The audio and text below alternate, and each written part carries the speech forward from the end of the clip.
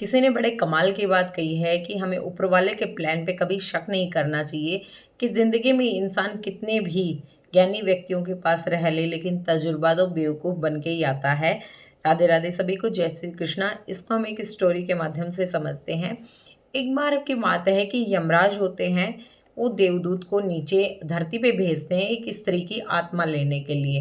वे देवदूत आते हैं धरती पे और पहुंचते हैं कि वह स्त्री तो वैसे ही बहुत परेशान है, दुखी है, क्योंकि उससे पहले उसका जो पति होता है वो मर चुका होता है और उसके 3 छोटी-छोटी बच्चियाँ होती हैं और वो बहुत ही गरीब स्थिति में होते हैं।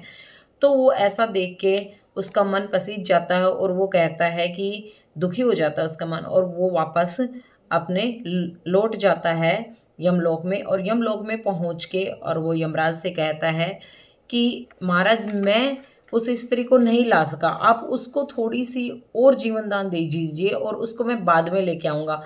तो यमराज कहते हैं कि बेवकूफ़, तूने कितनी बड़ी गलती कर दी है कि तू उसको लेके नहीं आया है और उसका टाइम ख़त्म हो गया है।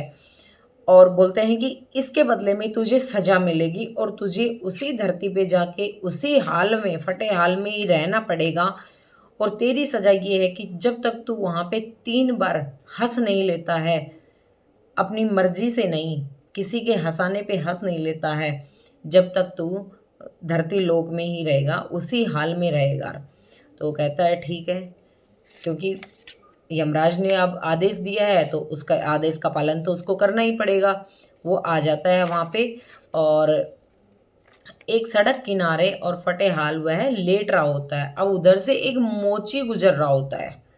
वह सर्दी का टाइम होता है और वह मोची अपने बच्चों के लिए बहुत मुश्किल से पैसे जोड़ के जूते और कम्बल लेने के लिए आता है। अब वो मोची उसको देख लेता है और वो मोची उसके लिए जूते खरीदता है और कम्बल खरीद लेता है और उसको देता है। अब बातों बातों में उसको पता चलता है कि इसके पास तो रहने के लिए घर भी नहीं है। तो मोची कहता है कि चलो आप मेरे घर चलो और मेरे घर पे रह लेना चल के साथ में।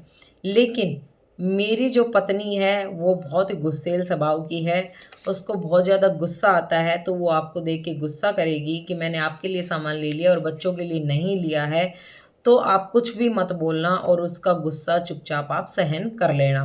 तो कहता कि चलो ठीक है, मैं ऐसा ही करूँगा। और वो घर पहुँचते हैं तो वैसे ही पहुँचते ही उसकी पत्नी उस पे गुस्सा करने लगती है, तो यमराज को बहुत तेज़ हँसी आ जाती है। कि देखो, इस बेवकूफ़ को तो पता ही नहीं है कि देवदूत इसके घर पे आया है, तो ये तो वैसे ही मालामाल हो जाएगी, वैसे ही इसके घर में बहुत धन संपदा आने वाली है। तो इस बात पे वो बहुत तेज़ हँसने लग जाता है, देवदूत होता है जो। ठीक है, अब वह उसके घर में रहने लग जाता है। जैसे-जैसे धीरे-धीरे टाइम बीतता जाता है, अब जो देवदूत होता है, मोची की जगह वो काम करने लग जाता है, मोची का काम वो खुद सँभालने लग जाता है और हर जगह उसकी ख्याति बढ़ जाती है। यहाँ तक कि राजा के जो जूते भी होते हैं, वो भी उसी मोची के यहाँ से बन के जाते हैं। अब एक दिन वो राजा के यहाँ से कोई आदमी आता है चमड़ा लेके, वो कहता है कि ये लिमिटेड चमड़ा है और इसमें राजा जी के जूते बनाने हैं। तो कहता है ठीक है। अब यमराज को तो पता होता है सब कुछ, सॉरी, देवदूत को तो सब कुछ पता होता है और वो बोलता है, सोचता है अपने मन ही मन कि उसकी तो मृत्यु होने वाली है राजा की, तो वो चप्पल बना देता है उसकी। अब एक चीज़ पता होती है उसको कि मरे हुए आदमी को वहाँ पे चप्पल पहनाते हैं, जूते नहीं पहनाते हैं। तो वो उस राजा की उस चमड़े में जैसे ही चप्पल बना के तैयार करता है, तो वो मोची जो होता है वो इस चीज़ को देख लेता है और उस पे बहुत नाराज़ होता है, बहुत गुस्सा करता है। तो उसको हँसी आती है बहुत। वो कहता है कि तूने इतनी बड़ी गलती कर दी और तू हँस क्यों रहा है? इतनी ही देर में राजा के यहाँ से एक आदमी आ जाता है और वो कहता है कि तुमने कहीं उस चमड़े को वेस्ट तो नहीं कर दिया, उसके जूते तो नहीं बना दिए हैं, क्योंकि राजा जी की मृत्यु हो गई है और राजा जी की इच्छा थी कि उसी चमड़े की चप्पल वो पहन के जाएँ।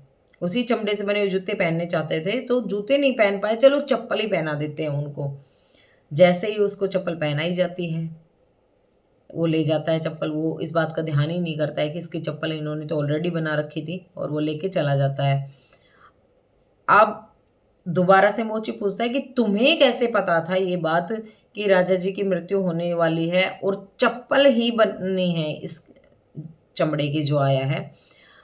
तो वो कहता है कि बताऊँगा, सब बात बताऊँगा, लेकिन मैं 3 बार हँस लेता हूँ पहले, उसके बाद बताऊँगा। मेरी 3 बार की हँसी की सज़ा पूरी हो जाए, फिर मैं आपको पूरी बात बताऊँगा। कहता है चलो ठीक है। ऐसे ही फिर वहाँ से टाइम बीतता जाता है। 3 लड़कियाँ आती हैं फिर उसके पास एक दिन चप्पल बनवाने के लिए।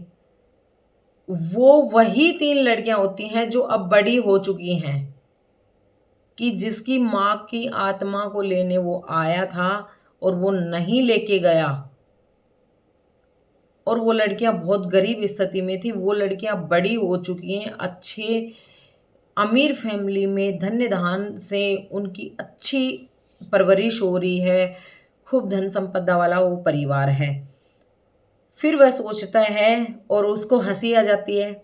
हँसने के बाद वो सोचता है कि मेरी जगह कोई और देवदूत को भेजा है यमराज ने, वो उसकी माँ की आत्मा को लेके गया है। तब इन तीनों बच्चियों को उस अमीर फैमिली के जो होते हैं, सदस्य होते हैं, वो इनको अपने घर ले जाते हैं, इनका पालन-पोषण करते हैं।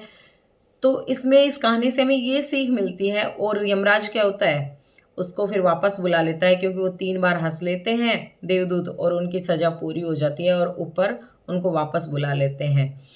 ऊपर बुलाने के बाद फिर देवदूत कहता है कि हे यमराज, हमें कभी भी प्रभु के प्लान पे शक नहीं करना चाहिए, क्योंकि वो जिसके लिए जो सोचता है वो अच्छा सोचता है। अगर मैं उसकी माँ को नहीं लेके जाता तो इन बच्चियों की स्थिति आज गरीबी में ही पलती रहती है, ये गरीब फैमिली में ही रहती, और आज जिस पोजीशन पे ये हैं वो नहीं पहुँच पाते।